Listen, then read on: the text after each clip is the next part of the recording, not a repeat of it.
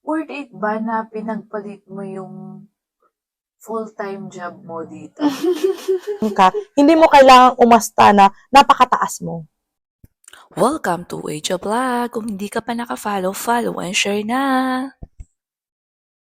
Mabuhay mga kababayan! Ngayon, nandito tayo sa Pinoy Basket.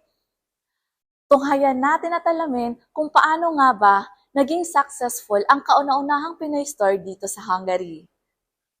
Ayan mga kababayan, ngayon nandito na tayo at makakausap na natin yung isa sa mga may-ari ng Pinoy Basket. Hi Ma'am Ashi, kamusta naman kayo? Hello po. Okay lang. Okay lang po. At nakaka-excite yung interview na to kasi grabe. Ang Pinoy Basket ay pinakaunang Pinoy dito Yes, sa po. Hungary. Physical store, Mhm. no? First Filipino store. At saka wala pang sumusunod. Wala pa. Actually, mga online. Marami naman mga online. Yung online kasi, merong nang nauna sa amin before. So, online, nag-start kami ng online 2021. 2021. Tapos, nagkaroon kami ng physical store by last year, May. Wow, wala pang 1 year. Wala pa. Soon. 1 year na tong physical store. Wow, na-amaze ako kasi yung Pinoy Basket parang naging tourist attraction ng mga Pilipino. Yes. Parang ganun na nga. Kasi kapag pupunta ka ng Budapest, hindi pwedeng walang picture sa Pinoy Basket. Bakit Pinoy Basket? Yung Pinoy Basket, ang nakaisip nun, yung isang partner ko din. So, siya nakaisip na nung first na nag-decide kami na mag-start ng online, nag-iisip kami na kung anong magandang ipangalan. Tapos yung naisip niya na Pinoy Basket. And then, nung naisip niya yun, then okay, maganda. Parang Pinoy. Tapos kasi mostly, pag namimili yung mga Pilipino, may basket, di ba? Dala. So, parang gano'n yung, kinuha niya yung Pinoy and then yung basket. So, pag namimili, may basket dapat. Nung online po ba, Pinoy Basket Yes, din Pinoy siya? Basket pa rin siya. So, sabi ko dun sa isang partner ko, kay Lisel, sabi ko sa kanya, okay yan yung pangalan. Total, nakilala na rin tayo na Pinoy Basket. So, hindi na natin papalitan. Ituloy na natin siya. Ganyan na rin sa physical store. Bali, tatlo kayong may-ari dito. Yes, tatlo kami may-ari. Paano nabuo? Paano kayo nagkaroon ng connection sa bawat isa? Actually, matagal na naming pinaplano to, yung magkaroon ng online muna. Online. So, nag-usap-usap kami na kaya natin, ganito, try natin, why not? And then, matagal na kasi kami magkakilala. Matagal na kami magkakaibigan. Since 8 years, 7 years, so magkakilala na kami dito sa Budapest. And then, nag-start kami na yun, pinagplanuhan namin, sige, ganito, tinry namin. Nung first 2 months, okay naman. So, tuloy-tuloy na namin yung pag-online. Ano yung mga pinagdaanan nyo bago nabuo yung physical store? Actually, marami kasing proseso yan eh. Yung mga papeles, mga everything. So, at maganda lang doon, meron talaga yung relatives na sumusuporta sa amin para sa mga papers, sa mga documents. So, sila yung nagbigay sa amin kung anong gagawin, kung paano itong ganito, ganyan. So, sila yung nag-a-advise sa amin. Actually, nung bago ako dito, nagtataka ako, kasi January, May lang nagkaroon ng physical store, di ba? May. Nagtataka ako, bakit dito sa Hungary, walang Pinoy store? Mhm. Akala ko ganun kadali. Yung pala, mahirap pala. Mahirap, oo. Kailangan, ang dami palang proseso, documents, hindi basta-basta. Hindi basta-basta. Panalo ka sa tax. Panalo, syempre, tongkwa yung gobyerno sa'yo. Pero, okay lang. Kasi, syempre, yun nga, pag nagnegosyo ka, kailangan, makaka-calculate mo lahat yung sa mga tax and everything. May accounting kayo, di ba? May accounting kami. Nakaano talaga, monitor talaga lahat. Oo, naka-monitor yan lahat. So, lahat ng multi mong 5 cents, Counts 10 foreign talaga, naka-counts yan talaga. Ma'am, sa grupo nyo, tatlo kayo, ano yun, may position kayo bawat isa? Wala. Kasi nung online kami, parang lumitaw nun is a private individual company. So parang sa akin lang pinangalan ang business. And then, nung nagkaroon kami ng shop, and then tinanong ko sa kanila na, palitan na ba natin yung sa pangalan sa lahat ng documents and everything. And then, nag-decide naman sila na wag nang mag-apply panibago ng mga papel, ganito. So, parang sa akin pa rin nakapangalan. Pero, siyempre, sa papel lang yun. Behind that, Sa tatlo Tatlo kami, kayo. oo. Pero Naka-font yung pangalan ko lang. Pero yung sa likod nun, syempre kami lahat. tatlo Oh, kayo. pero pag nangyari ako sa tax, syempre ako lang yung nangyari. Kasi ako lang yung nakapangalan dun. Yung nakahuli. Oo. Kahit ang magka-problema, investigation. Sa akin sa'yo lang, lahat. kasi ako yung nakapangalan Gano'ng doon. ka-risky yun para sa'yo? Ay, syempre mahirap. Kasi ayaw mong magkaroon ng record eh. Lalo na sa mga taxes. Hindi ka pwedeng magkaroon ng record. Mahirap kasi pag nagkaroon ka ng Hindi ka na record. makakapag-open ng business. Makakapag-open ka pa naman, pero mahirap siguro. Kaya kami, iniiwasan namin yun. Hanggat maaari. Paano naman yun na-handle, ma'am? Kasi kayo lang ang lagi nandito, madalas. Yeah, actually, ang pinag-usapan kasi namin before, ako yung mag-stay dito kasi may work din ako before. So, ginibap ko yung full-time job ko nung nag-open kami ng physical store.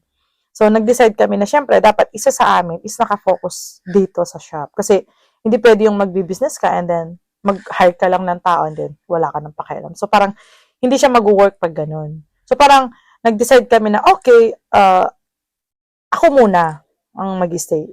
Give up ko yung work ko, then ako muna yung mag-stay dito.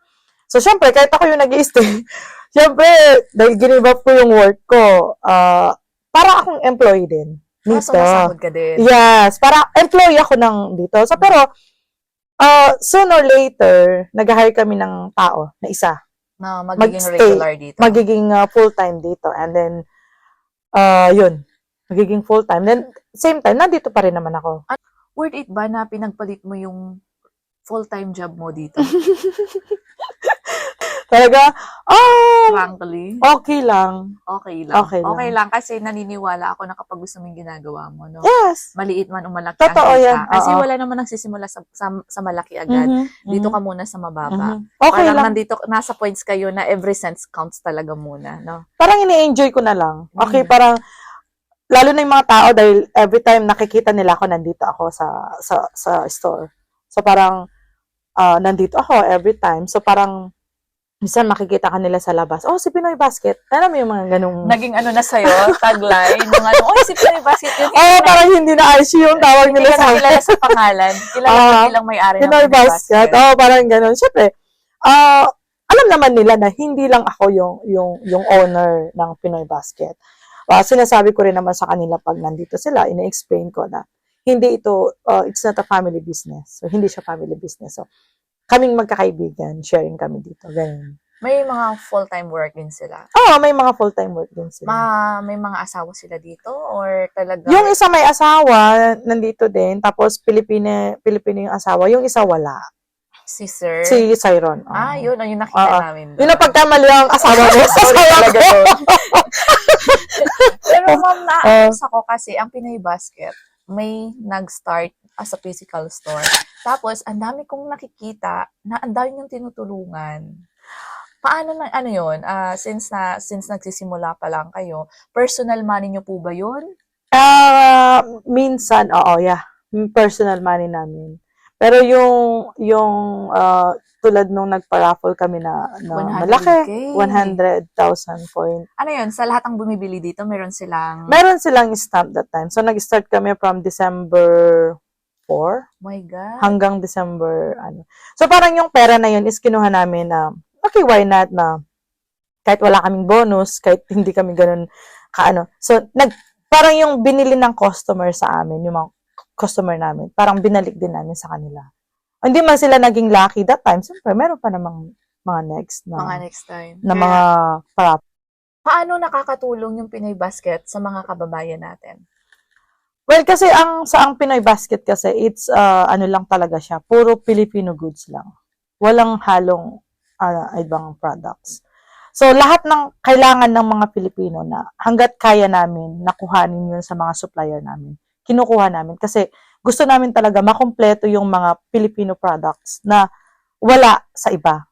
So, lahat ng mga Pilipino talagang pumupunta dito sa Pinoy Basket. Nung una kasi, nung unang book open namin, first 2 months, kasi talaga maraming Pilipino pumupunta dito, marami talaga. So, lahat yung pinagsikapan talaga namin na kunin mas maraming variety, mas marami silang pagpipilian. Pero lahat yun, mga Filipino goods. Except lang siguro yung ilang products namin na mostly na meron naman tayo. Parang similar, like yung oyster sauce, like yung patis, na which is mahirap makapasok yung patis sa atin dito sa Europe. So siguro yung ibang products lang na hindi galing sa atin, pero mostly ginagamit naman din natin. So, gano'ng ka-authentic yung mga products, ma'am? Ganon. Ah. So, yung product nyo ba, masisiguro nyo talagang from Philippines talaga siya? Oo, 100%. 100%. Sinisigurado namin yun, yung quality. Kasi yung mga supplier namin, mga Pilipino din sila. Ah, okay. So, direct sila talaga kumukuha ng container galing sa atin. So, yun, masasabi ko talaga 100% na galing talaga sa atin. At saka actually marami kasing nagsasabi dito yung mga customer na iba merong mga products na iba yung lasa na nabibili nila sa iba. Kasi, Yung lalo na yung quality. yes, yes. So, sila mismo, nadidiscover nila yun, ano yung different ng products namin sa ibang products. Yun. So, kaya kami, sigurado talaga, 100% galing talaga sa Pinas. May war ba versus sa mga Pinoy store online sa Pinoy Basket? Sa tingin mo? Yung war, para Or- sa amin, Or competition? okay, yung war or competition na sinasabi mo, sa part namin, first, hindi kami nakikipag-competition. So, ginagawa namin yung sarili naming strategy. Siguro, meron din silang iba. So, hindi pumasok sa amin na makipag-competition sa iba. So, kung anong gagawin namin, kung ano yung ginagawa namin na strategy, kanya-kanya naman yan eh. So, yung sa amin, yun lang. So, hindi kami nakikipag-competition sa iba. Never talagang pumasok sa isip namin makipag-competition. Kasi, kung bibili, yung mga tao sa atin nga, di ba, magkakalapit lang yung mga tindahan. Di Oo ba? nga, harapan. So, harapan. So, ngayon, yung mga bibili, kung gusto nilang bumili dito, it's okay. Kung gusto nilang bumili dito, it's okay din. So, ganun din kami. Kung gusto niyong bumili doon, okay lang, wala namang problema. Kasi Kung hindi doon mo kayo naman malapit, mapiplease diba? yung lahat. Kung doon sila masayang bumili, it's okay. Kung gusto nilang bumili dito, it's okay din. Wala din problema. Kami, thankful lang talaga kami palagi. Kung saan nila gustong bumili, yung mga tao, or yung mga kakilala namin na bibili sila doon, tapos bibili dito. Okay lang yun, walang problema. Kasi, ang inaano namin doon, hindi nakatanim sa utak namin yung competition sa ibang other online or other store.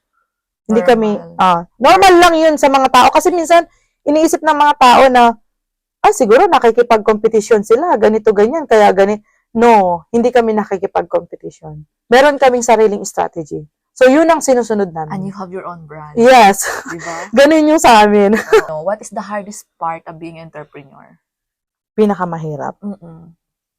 Yung marami actually, yung pinakamahirap dyan, yung pag mayroon kang nababasa or naririnig. So, kailangan mo talagang maging bakal. Alam mo yun, parang kailangan mong maging matigas. Kasi, sa dami-dami ng naririnig mo minsan sa mga kapwa mo, parang papasok mo dito, lalabas mo sa kabila. Or pag narinig mo, nabasa mo, parang wala lang. Bedma, yun yung pinakamahirap. Kahit sabihin mong, okay, wala akong pakialam dyan, kahit anong sabihin nila. Pero deep inside, deep inside, kasi, siyempre, isang, business to eh. Part ka ng business na to eh. Sabihin mo, hindi, meron pa rin konting kirot. Alam mo yun? At the end of the day, iisipin. Yes, iisipin mo pa rin yun. Kahit sabihin mo na, wala akong pakialam dyan. Kahit anong sabihin nila, kahit anong gawin nila, or sabihin nila, wala kang pakialam. Pero, at the end of the day, pag nag-iisa ka na lang, parang maisip mo na, sandali.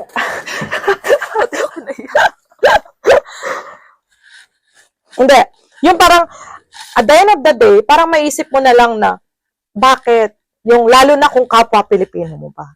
Yung ganun. Kasi ever since kami, nag-start kami, ang hangarin lang namin is makatulong talaga sa mga Pilipino. Siyempre, sabihin ba natin na, for example, yung mga products namin, ikaw ba magninegosyo ka kung alam mong matatalo ka? Kung alam mong mag-aabono ka? Of course, hindi, di ba? So, yung mga bagay na sinasabi nila, kahit maliit na bagay about Pinoy Basket, concerned ako sa lahat. Yung, nagkikare ako. Kasi, part din ako ng business na to eh. So, parang, nag-focus ka dito, yung full effort mo, binigay mo dito. And then, at the end of the day, may masasabi pa rin sila. Pero, okay lang yun. Sasabihin mo lang minsan na, okay lang, deadma lang. Pero yung pag naisip mo yun na, alam mo yun, parang mapapamura ka na lang na, bakit? Anong ganon? Yung parang isipan, yun yung pinakamahirap. Kaya marami akong mga kaibigan na nag-a-advise na matuto ka, maging bakal, parang ganon. Parang maging matigas. Parang deadmahin mo lahat ng sinasabi nila. Yung ganon. Paano mo na-overcome yung mga ganun, ma'am? Okay lang, kasi, Nagdasal ka, yeah. Alam mo, every night na dinadasal ko na lang, yung mga taong ganon is, sana magkaroon sila ng malawak na pag-iisip. Kasi, minsan, may maririnig ka, tapos sasabihin nila ganito, ganyan. Minsan sinasabi ko sa kanila, tulad nyo rin kami. Yung parang, kayo nga po, umaaray kayo sa tax. So, tulad nyo rin kami. Umaaray din kami. Kasi, which is malaki talaga. Pero hindi mo naman kailangang i-explain lahat sa kanila, yung mga bagay na yon, di ba? Kasi sila din alam nila. Like ikaw as a employee, di ba? Alam mo Yes. din yon. So, kami, more pa sa amin. Kung sa'yo time is 1, kami time is 2. So, parang ganon. Pero, kinakaya naman, dinidedma lang naman. Yung, minsan, pag may nakakabasa ka ng mga ganong comments, bad comments, whatever, ina-heart mo na lang. Or magpa-thank you ka na lang sa kanila. parang balikan mo na lang ng good. Oo, ganon. Kasi, bakit mo papatulan? Bakit ka makikipag-away sa kanila? At the end of the day, mananalo ka ba? Okay. No. Hindi eh. Kasi, ang kailangan mo dito, yung magandang pakikitungo sa kapwa mo. Yun. Kasi unang-una may business ka. So, yun ang pinaka number 1 na iniingatan namin. Like ako, yung magandang pakikitungo sa kapwa natin. Sa lahat. May mga kaibigan ka ba na naging hadlang para sa tagumpay ng Pinoy Basket Wala naman. so far? Wala naman. Oo, kasi nung nag-start kami dito, nung mga kaibigan ko, natuwa naman sila. And they support us. Wow, Oh, that's good. sumuporta talaga. Kasi lahat nung time na soft opening kami, nakita ko naman lahat mga tao na kakilala ko lahat. Nandyan. Pumunta, nag-welcome, ano sila kasi parang natuwa sila and sumuporta, lalo na yung asawa ko. Is talagang suporta siya sa lahat ng ginagawa ko. Sarap makita, no? Na nandyan sila nakapila. Oo! Masarap! Ang sarap sa pakiramdam Lalo ng kang ganon. gaganahan. Mm-mm. Paano mo nakikita si Pinoy Basket in 10 years? Oh. Alam mo, kung tuloy-tuloy kami, kasi in almost 2 years, this May. So, ang Pinoy Basket is a physical store, 1 year na siya this May. And then, 2 years na siya sa October by online, yung nag-start kami online. So, sabi nga, pag nalampasan mo yung 2 years sa business, so it means okay lang. So, kasi ang plano namin is tuloy-tuloy pa rin hanggat kaya pa. Alam mo yun, hanggat marami pang nagtitiwala sa Pinoy Basket. More on, sa ngayon siguro, eto pa lang yung mga variety namin na nandito sa store. Siguro, after 10 years, mas malaki na si Pinoy Basket. Siguro mag-open na rin tong place na to. And then maghahanap kami ng another storage room para sa mga stock namin. So, kasi balak din naman talaga namin i-open ito. So, siyempre, pinaghahandaan pa namin yun, hindi pa ngayon. Soon, dahan-dahan, napapaghandaan naman yun. May balak po kayong magkaroon ng mga franchise or branches sa iba't ibang... Alam mo, Ano pag na, gano'n, namin? naisip din namin yun, na magkaroon ng gano'n. Pero, yung mahirap kasi doon, alam mo, yung travel mo, tapos yung mga documents, parang masakit din sa ulo Parang kasi ano yung mga kasi, documents eh. Parang yung Pinoy Basket is a brand na hindi na mawawala sa mga kababayan. Mga Pilipino. Kasi nakilala na talaga siya. Actually, sinabihan ako noon na ilagay ko daw doon sa harap nung Pinoy Basket, Filipino store in Hungary. Di ba? May nakalagay doon sa harap. So, sinabihan ako na ilagay ko doon the first Filipino store in Hungary kasi parang magiging history na siya eh. So, sabi ko, wag na lang. Okay na yun. Kasi sabi din nung kasama ko, yung mga partner ko na, wag na, hayaan na lang natin na ganyan. So, parang sabi nila sa akin, napaka-humble mo naman, bakit hindi mo ilalagyan? Sabi ko, okay lang yun. At least alam naman nila na the first Filipino store talaga. So, ganun. Magiging history. Gano'ng kasarap. Parang part na talaga yan, ma'am eh. Ayun nga, dito isa yung kakilala ko, matagal na siya dito, siguro mga 15 years or 20 years na pumunta siya dito na sinabihan ako na, ikaw lang talaga yung naglakas loob na magtayo ng store. Kasi alam nila eh. So, syempre, kung hindi mo lalakasan yung loob mo, kung hindi mo itatry, hindi mo makikita.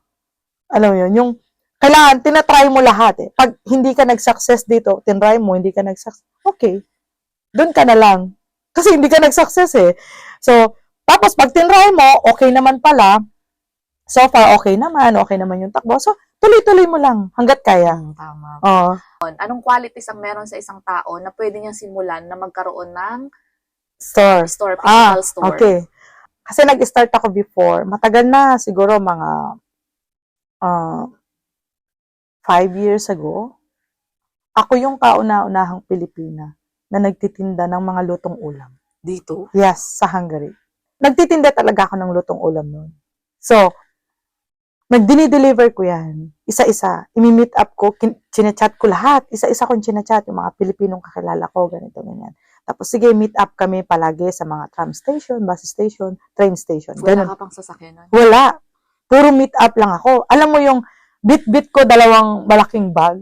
Puro pagkain yun. Tapos, i-deliver ko. Meet ako ng halos the whole day after ko magluto, tapos halos the whole day nasa labas ako para mag-deliver ng mga pagkain.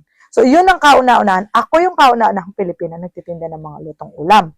Nagtagal, abang pakonti-konti, nagtatry kami pag every time na may event sa Pinoy sa embassy, mga Independence Day, Barrio Fiesta, nagtitinda talaga ako ng mga pagkain, mga lutong pagkain, lutong Pinoy, mga street food, ganun. So, nagtitinda ako. Para kasi sa akin is, naging ano ko na to naging buhay ko na yung pagtitinda. Ever since, dahil lumaki kami sa pagtitinda, kasi elementary pa ako noon, maliit pa ako, nagtitinda na yung nanay ko. So, dun sa way na yun, niya kami napalaki sa pagtitinda niya ng isda, ng mga kakanin, tapos meron kami sari-sari store sa Pinas. So, parang, pag madaling araw or hapon, sinasama ko na nanay ko na magtinda, and then pag hapon yung masama yung pakiramdam niya, and then ako yung magtitinda ng mga paninda niya. So parang lumaki din ako, nasanay din ako sa ganung pamumuhay, yung pagtitinda, yun. So ako, kaya kong gawin lahat, kasi bakit ka mahihiya, di ba? Marangal naman yung ginagawa mo, nagtitinda. Carry lang, okay lang din naman. Tapos ngayon, yung pagtatayo, pagkakaroon ng Pinoy Basket at paano magkaroon. Ano lang, lakas ng lang loob, tsaka tiwala. Kung kaya mo din, try mo. Ganun. Subukan. Kasi Subukan, wala namang mawawala. Yung mawawala nga lang talaga yung pinuhunan mo. Pag bumagsak ka, mawawala talaga yung pinuhunan mo. Yun. Ma'am, kaya mo bang sagutin yung kung magkano ang puhunan ni Pinoy Basket nagsimula? Hindi na siguro. Kasi malaki. Malaki talaga Malaki. Malaking sharing namin magkakaibigan. Malaking start namin. Yun na lang siguro masasabi ko. Parang confidential na yun. So, as in talagang malaki yung puhunan, yung start namin. Kasi kung magkano yung pinuhunan namin is equal yun sa amin. 3 kami nag-share. Kung magkano yung isa, ganun din sa isa, sa dalawa. So, pantay-pantay kami. Sa sahod niyo po ba, pantay-pantay din kayo? Doon naman sa sahod, syempre, sabi ko nga sa'yo, kahit isa ako sa owner ng Pinoy Basket, is para din akong employee ng Pinoy Basket kasi sinasahuran ko yung sarili ko. And then, syempre, pantay-pantay kami. Nandito ako everyday kasi ako yung nagtatrabaho. Okay.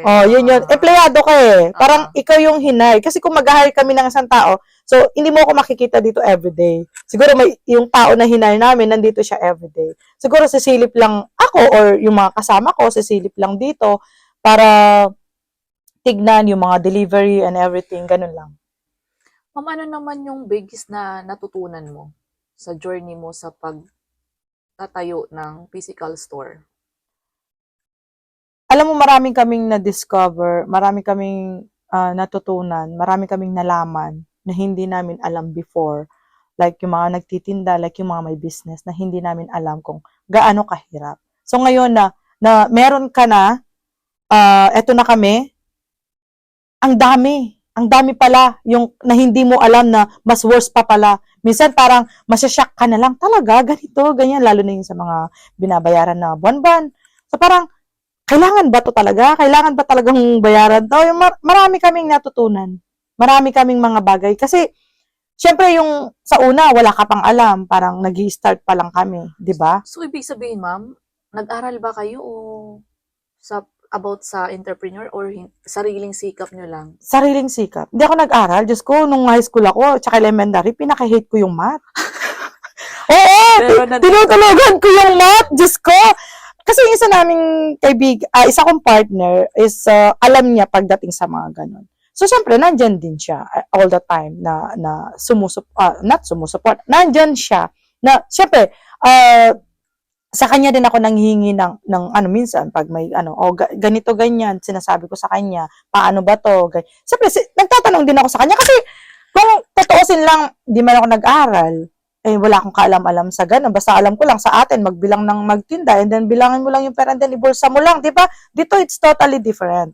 So, ibang-iba dito pag nag-business ka sa Europe. Parang, yung benta mo, hindi mo magagalaw yan. Alam mo yan, hindi mo magagalaw yan. Hindi mo pwedeng gamitin. Hindi, no, hindi mo pwedeng gamitin yan na, ay, gusto kong bumili lang ganito, pwede ko ba no, hindi pwede. So, lahat yan, nakaano yan. So, sa lahat lalo na pag financial, syempre, nagtatanong ako dun sa kapartner ko din. Nagtatanong ako sa kanya, ganito, ganyan, ina-update ko siya, pina-follow up ko, or sa kanya na, parang nagre-report ako sa kanya na ganito, ganyan, ano bang dapat gawin. Minsan naman, pag kaya ko, okay lang. Pag hindi na talaga, pag hindi nagagana yung utak mo sa ganun, syempre, sa kanya. Kasi siya alam niya yun pinag-aralan niya. Yun. Curious ako, pag nagtayo ka ng negosyo, di ba ang qualification ng pagpapatayo o pag-o-open ng isang store ay dapat marunong ka na mag-Hungarian? Hindi naman, kasi nung una, chinek nung accountant namin kung pwede ba yun na magtayo nga ng online, nang nag-start kami online. Chinek nung accountant namin kung pwede ba, kung possible ba yun. And then, chinek niya, okay naman, possible naman.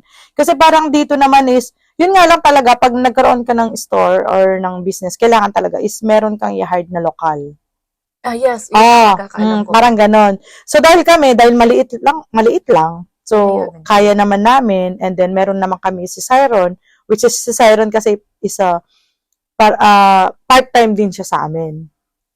So, siya ang pinopront ko pag mga Hungarian. Siya ang nag-Hungarian kasi Siron fluent na siya mag-Hungarian. So, siya talaga yung pinopront ko pagdating sa mga Hungarian na ganyan. Wala naman unless na binabayaran mo ng sakto lahat. Once na binabayaran mo naman, sumusunod ka naman sa rules nila, I don't think na may magkakaproblema doon kahit hindi ka marunong mag-Hungarian or what. Basta, na binabayaran mo lahat, may accountant ka, once na nag-open ka ng business, ito pagkakalam ko pagkakaano ko lang, kasi pag nag-open ka ng business, kailangan, meron kang accountant. Kasi siya lahat ang gagalaw sa lahat pag-accountant.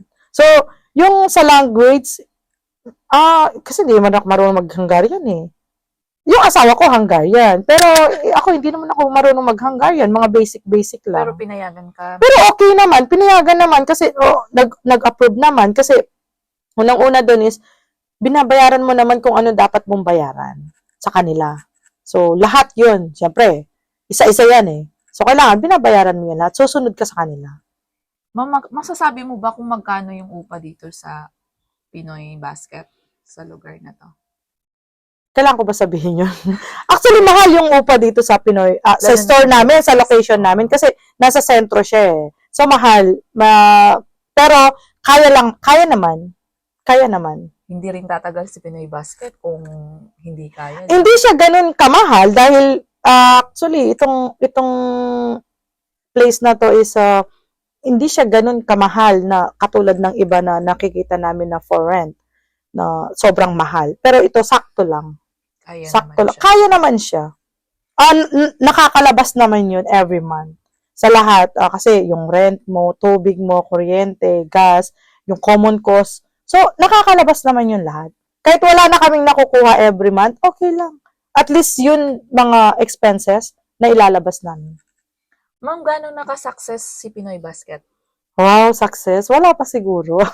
Siguro nasa pa lang, nasa... Rate 1 to 10. Siguro nasa...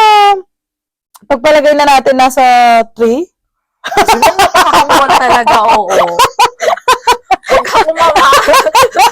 Siguro ganon. Kasi, alam mo, yung ginagawa ni Pinoy Basket kasi ngayon, lahat ng ginagawa ni Pinoy Basket, yun lang yung way na para magpasalamat sa mga taong sumusuporta sa Pinoy Basket.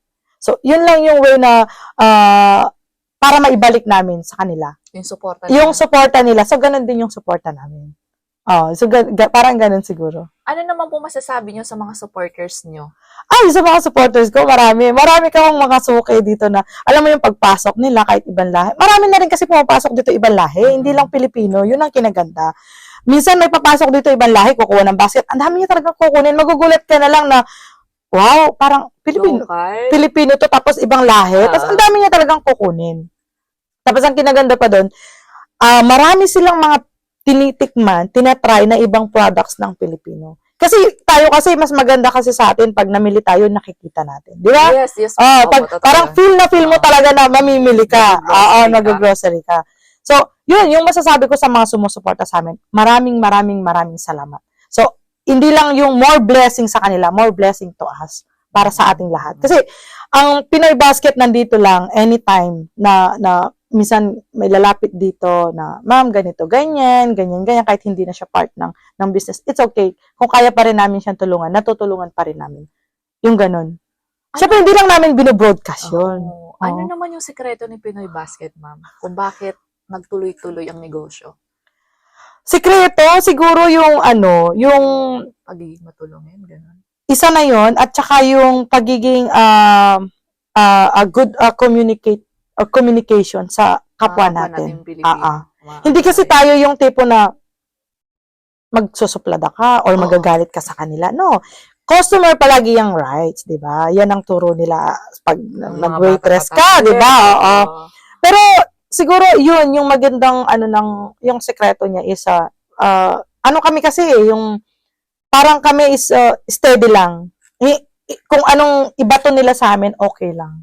Pag binato kami ng bato, babatoy namin ng tinapay. Ganun lang ginagawa namin. Tsaka never kaming nagsalita against kahit ano man ang sabihin nila. Yun nga yung nasabi ko sa iyo last time na kahit anong sabihin nila na hindi maganda sa Pinoy Basket, still okay. Kasi, actually, the more na marami silang sinasabi against sa store or whatever, the more na nakikilala. Yes, totoo po yun. So, maraming talaga mga Pilipinong pumupunta kay Pinoy Basket. Magiging curious. Ano ba yung sinasabi nila? Punta nga ako doon. So, yung mga ganon, okay lang din naman yun. Wala namang problema sa amin. Kahit anong sabihin nila, ganon talaga yung buhay. Hindi natin mapiplease yung lahat. Pero, okay lang. Masaya naman ang Pinoy Basket. Oo, masaya. Masayahin kayong tao. At saka alam mo yan, yung pag pumunta ka dyan, syempre, welcome mo yung mga kapwa Pilipino mo. Tapos, marami kang natututunan, marami kang naririnig sa kanila, yung makikipag-chika-chika ka sa kanila. So, ganun, yung way namin. Parang, pagpasok nila dito, parang, hindi mo na lang sila tinuturing na ibang tao. Tinuturing mo na rin silang kapamilya mo kasi malayo sila sa family nila, malayo tayong lahat, di ba, na nandito sa Hungary. Hindi mo mararamdaman na kakaiba ka. Kasi papasok ka dito as Pilipino, mag-entertain sa'yo mga Pilipino din. Wow. Ganun.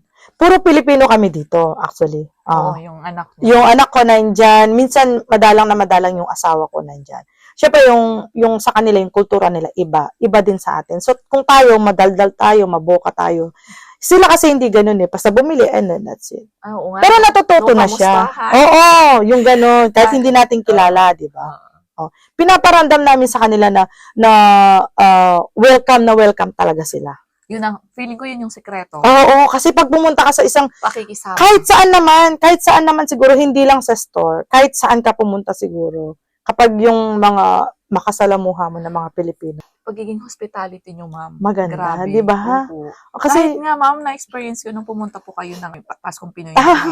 Imagine mo, syempre, hindi ka namin na-entertain. Pero grabe yung ano mo pa rin. Yung parang, iba nun, ma-out of place. Iba nun, magsusungit na, nakasimangot na kasi parang hindi naman welcome, gano'n. Pero kasi late ko nang nalaman na galing kayo pala yung Pinoy Basket, pinakilala kayo sa akin, tapos sabi ko hello lang, tapos sobrang busy kasi. Pero at the end of the day, nagpaalam ka pa, nagpaalam ka ng maayos, grabe yung mga understood naman yung mga ganung bagay. Siyempre, hindi ka naman, porket ba meron kang store is magpapa-VIP ka? Siyempre, hindi naman ganun. Pare-pareho pa rin tayo, pantay-pantay pa rin tayo. Tapos kailan ko lang na-realize yung kinain niyo, yung pang-emergency food lang. Okay lang yun. Wala namang problema yun. Kasi, yung mga ganong bagay, hindi naman tayo kailangan kasing magpa-importante. Alam mo, kahit sabihin mo, meron kaming store, kami ng mga partner ko, meron kaming store, eto, kami ang owner nito. So what?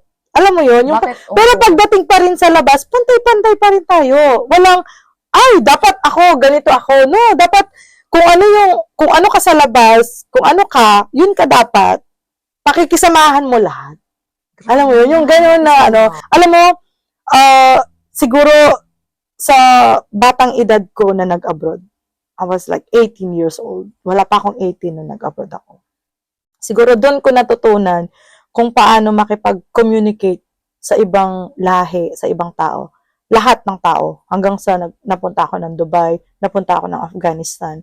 So, lahat yun, iba-ibang nationality. So, doon ako natuto na hindi mo kailangan pala na kung anong posisyon mo, kung anong meron ka, hindi mo kailangan umasta na napakataas mo. Kasi, kahit anong meron ka pa, alam mo yun, kahit lahat nasa yun na. Siguro sabi ko nga kung ako, yung asawa ko, hawak niya lahat ng pera dito sa Hungary, okay lang na medyo magmataas ka ng konti. Pero yung ganyan lang, I think okay lang din na, kasi pag lumabas ka, makikita mo yung kapwa Pilipino mo, dapat pantay-pantay yung pakikitungo mo sa kanila. Wala kang pipiliin. Kasi yun ka eh. Pare-pareho kayong Pilipino. Pare-pareho kayong ng ibang bansa. Di ba? Grabe mo. Pag ng ibang bansa ka ba, kung mayaman ka sa Pinas, ibang bansa ka ba? Hindi na, di ba? O mag-stay ka lang sa Pinas kasi mag-enjoy ka na lang doon. Oho. Bakit mo pa kailangan mga yan? Exactly. Diba? Dito kasi, pag nasa ibang bansa tayo, lahat ng Pilipino dito, pare-pareho, pantay-pantay. Napaka down to earth nyo. Humahanga po ako sa Hindi inyo. naman. For sure, madaming may inspire ng mga Pilipino na yung mga bashers dyan, yung mga bumabati ko sa'yo, ay, ito pala si Ma'am Ashley. Ito pala yung, Okay lang. ito pala yung isa sa may-ari ng Pinoy Basket. Ito pala yung puso niya. Kasi meron, yung hindi ko pa sila nami-meet, hindi ko pa sila nakilala, parang narinig lang nila yung pangalan ko. Pero, ang dami nilang naririnig again sa akin na, ay, ganito pala si Pinoy Basket, ganyan pala siya si Aishi, ganito pala siya, ganyan pala siya. So, ang gusto ko kasi, yung iba kasi first impression nila sa akin is, parang mataray, parang suplada. Na-intimidate sila. Oo, parang ganon. Yung unang tingin nila sa akin is parang suplada, parang masungit, yung ganon. Pero, syempre, bakit mo, in the first, pag nakita mo ba sila first time, syempre, di ka naman magiging feeling close. Malay mo, ano pala sila, conservative or whatever, di ba? So, later on, pag nakilala mo naman ako, siguro, mas baliw pa ako sa baliw. Totoo po yan. Ganun, mas baliw pa sa baliw talaga. Alam mo, naniniwala ako, kasi pag bad comments sa isang tao, madali yan mag-spread. Yes. Pero pag good comments yan, hindi yan mag-i-spread. Totoo Naniniwala ka yes, doon? Po, totoo po yan. Totoo yun. So, siguro, ayaw lang natin na magkaroon ng bad comments sa ibang tao. Kasi, pagpatuloy lang natin yung kung anong meron tayo dito sa Pinoy Basket, kung sino tayo, kung ano tayo. Yun lang. Sa mga tao naman na may nasasabi pa rin kay Pinoy Basket, okay lang. Maraming salamat lang. Malaking pasasalamat ko lang sa lahat ng bumabatikos or nagsasabi ng hindi maganda kay Pinoy Basket. Isang malaking pasasalamat lang. Yun lang. Napakabuti naman. So, sana more blessing pa sa atin, Ma'am. no? Oo. Oo. Thank you so much, Mama. Thank you so much. Maraming salamat.